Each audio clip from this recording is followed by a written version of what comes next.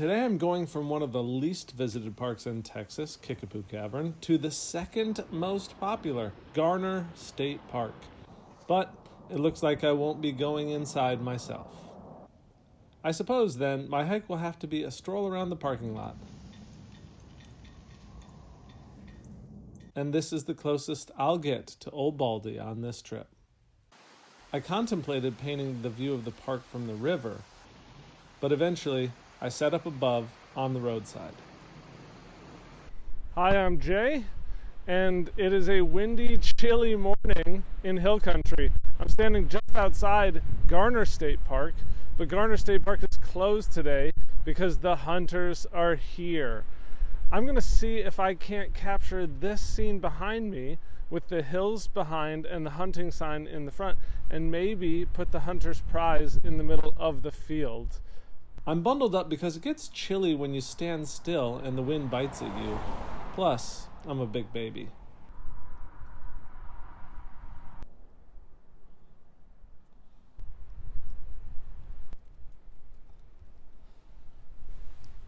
During the setup process, the wind proved too powerful for my anchor bag, and both my hand and the park map were covered in mineral spirits.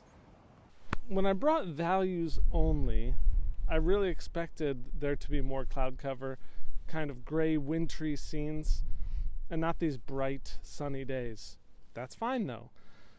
In any painting, the number one priority is to, of course, delineate where the shapes are, but to establish your value range and to cluster your value families into lights and darks,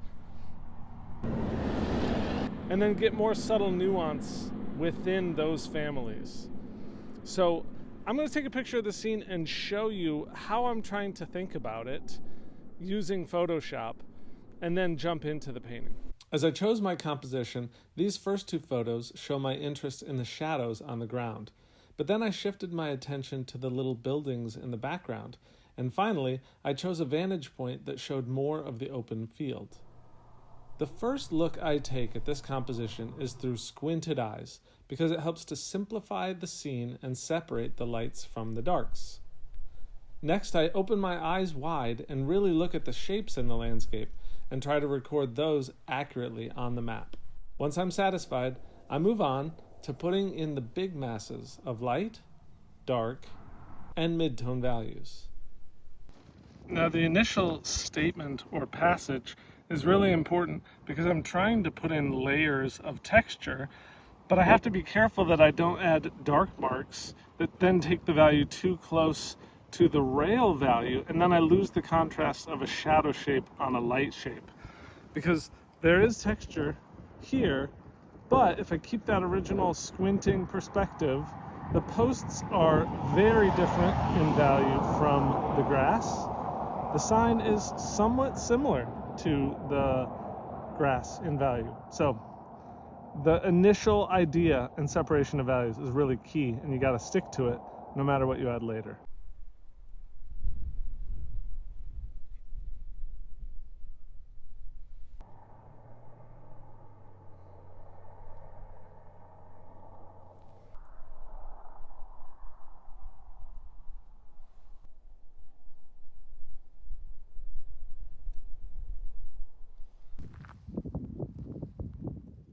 I wanted to show that there really is no way to mess up an opaque painting.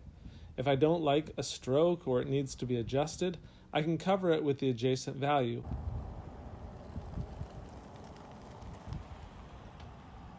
How you doing?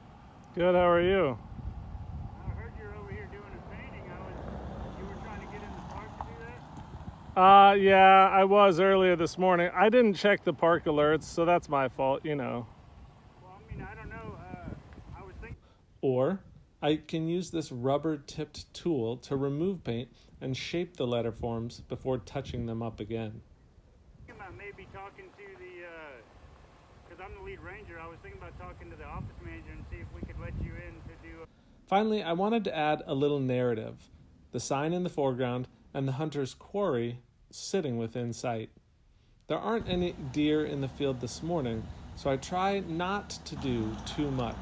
but give just the suggestion that the viewer can make up the animal in their mind. Painting is like old Baldy with nobody there. Oh, really? I think that'd be cool as hell. Like now or when? Like when the park's open, you mean? Well, I mean, the park's closed, but the hunt isn't going on today. Oh, okay. So if I could make it happen, I don't know. I don't know if they're going to let me do that, but... Well, here's the thing. I'm almost done.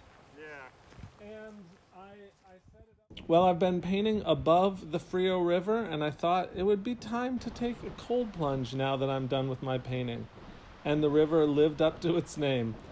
So I'm going to warm up as I drive from here to my next state park, and I hope you'll watch that adventure soon.